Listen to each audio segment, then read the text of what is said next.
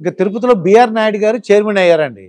ఇప్పుడు 16 గంటలు 20 గంటల అలాగా కాకుండా గంటలో మీకు దర్శనం ఇప్పించేస్తాను అంటున్నాడు ఆయన. అంటే ఏదో ఆర్టిఫిషియల్ టెక్నాలజీ అది.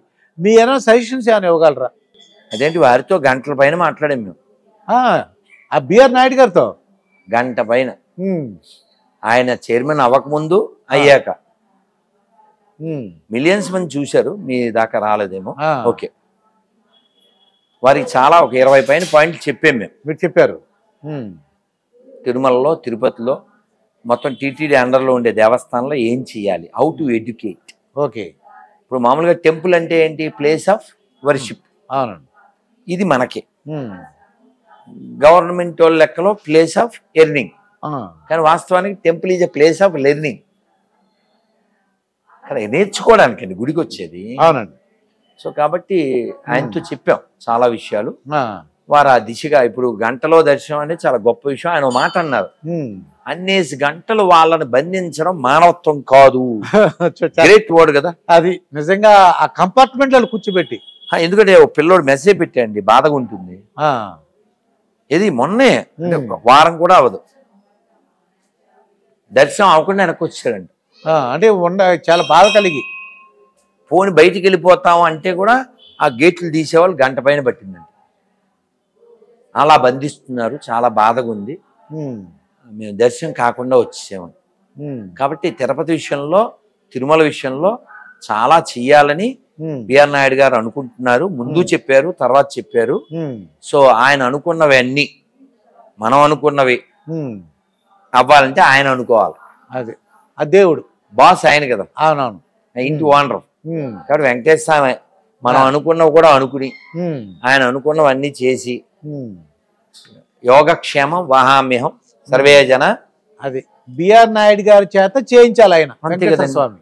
ఆయన అన్నారు కూడా స్వామి ఎన్నుకున్నాడు అని. కాబట్టి స్వామివారు ఎన్నుకున్నటువంటి, స్వామివారి చేత నియమింపబడినటువంటి ఆ యొక్క బాధ్యతని వారు చక్కగా నిర్వర్తించి వేల లక్షల కోట్ల మంది శ్రీవారి భక్తులకు అపరిమితమైనటువంటి దివ్యానుభూతిని, ఆనందాన్ని కలగజేసి వారు కూడా వారి జీవితాన్ని చరితార్థం చేసుకోవాలని కోరుకుంటున్నారు. పవన్ కళ్యాణ్ గురించి ఒక్కటే చెప్పు. పవన్ కళ్యాణ్ సనాతన ధర్మం అని చెప్పారు, అది ఒక్కటి చెప్పండి. ఆయన అప్పుడు డిప్యూటీ సీఎం, ఆయన వాయిస్ ని ధర్మం కోసం చాలా గట్టిగా ఇచ్చారు పవన్ కళ్యాణ్. మనం అందరం ఆ విషయంలో ఆయన సపోర్ట్ చేయాలి. ఎందుకంటే ధర్మనాశనం చేసేటువంటి మతాలను సపోర్ట్ చేసేవాళ్ళు చాలా మంది ఉన్నారు. అవునండి. కానీ ధర్మం కోసం పొజిషన్ ఏదైనా కూడా అది లెక్క చేయక, అపప్రద వస్తున్నా లెక్క చేయక, ధర్మం కోసం ధైర్యంగా మాట్లాడి, బంగ్లాదేశ్ కోసం మాట్లాడి, తిరుమల గురించి మాట్లాడి, సో ఒక స్టాండ్ ఆయన తీసుకొచ్చారు. అలాగే పక్క రాష్ట్రంలో ఒక డిప్యూటీ సీఎం ఉన్నాడు, అతను నోటికొచ్చినట్టు వాగి ధర్మనాశనం చేస్తా అన్నాడు వాడు. సో అలాంటి వాడికి కౌంటర్గా చాలా అద్భుతంగా మాట్లాడారు పవన్ కళ్యాణ్. సో మనం యాజ్ ఏ హిందూగా ఖచ్చితంగా సపోర్ట్ చేయాలి. ఇది అందరూ గమనించాలి. మరి కృష్ణ అవతారాన్ని ఆఖరికి ఎలా చాలించారు అది నేను తెలుసు. మీరు అడిగిన దాని వెనకే ఉందో తెలుసు. విషయం ఏంటంటే మీరు యూట్యూబ్లో ఏవో వినేశారు, అందువల్ల మీ మైండ్కి అది పట్టింది. మీ తప్పు కాదు. భగవంతుడు అంటే మీకు అర్థం కావడం, పబ్లిక్కి అర్థం కావడం కోసం చెప్తున్నా. సతులాల ఓ సతులాల చూడరే శ్రావణ బహుళాష్టమి నడురే ఈ మొదలాయే ఇదిగో శ్రీకృష్ణుడు పుట్టేయపుడే శంకు చక్ర గదా పద్మాలు ఎట్టు ధరించెనో ఈ కృష్ణుడు అట్టే కిరీటము ఆభరణాలు ధరించి ఎట్ట ఎదుటనున్నాడు ఈ కృష్ణుడు. సతులాల ఎవరిది పాట? అన్నమయ్య కీర్తన. అవునండి. వాళ్ళు ఆశ్చర్యపోతున్నారు, ఎవరి పిల్లుడు అసలు? పుట్టేయపుడే శంకు చక్ర గదా పద్మాలు ఎట్టు ధరించెనో ఈ కృష్ణుడు అట్టే కిరీటము ఆభరణాలు ధరించి. అంటే ఎవరైనా ఈయన దైవము.